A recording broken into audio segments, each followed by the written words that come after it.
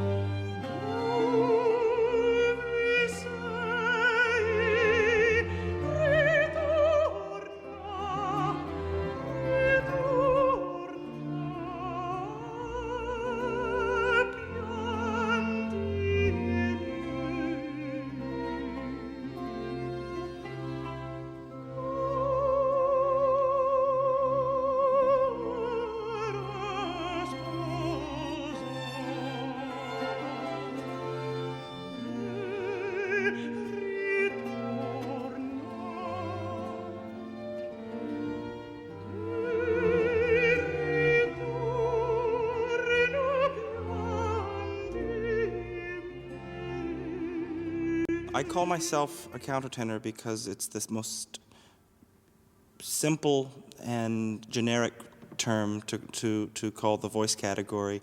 Depending on what roles I sing, like Nerone in Coronation of Poppaea, I've been called male soprano, but when I sing lower roles like Oberon, I'm called a male alto. So, you know, it's, I think countertenor is the best way to describe the voice.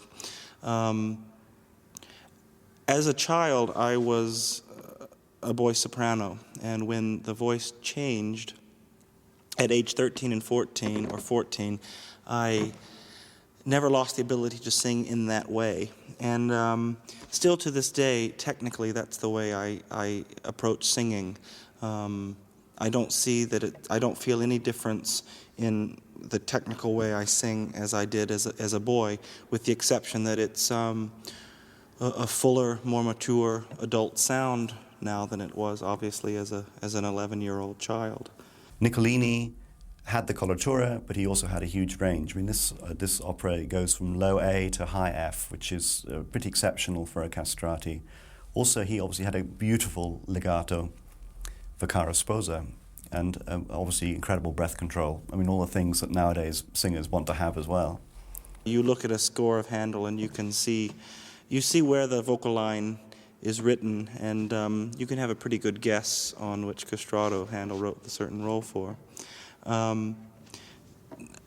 What we see from the two arias that were specifically written, the Cara Sposa and Venti Turbini, his voice sits slightly higher than Senesino, who obviously sang Cesare and Orlando, and as well as other operas. The tessitura of Rinaldo sits about a third higher, let's say, or a major second higher than Cesare. I've never been called a castrato.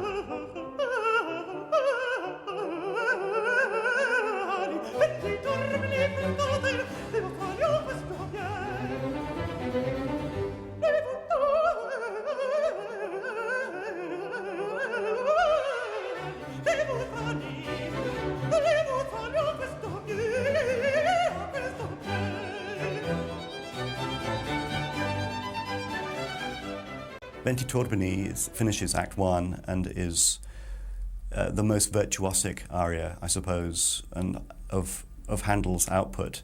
Virtuosic in the sense not just for the voice, but because it is pretty much a concerto also for the violin and for the bassoon. It's like one of his concerti grossi, but adding to that the complication of a vocal line as well.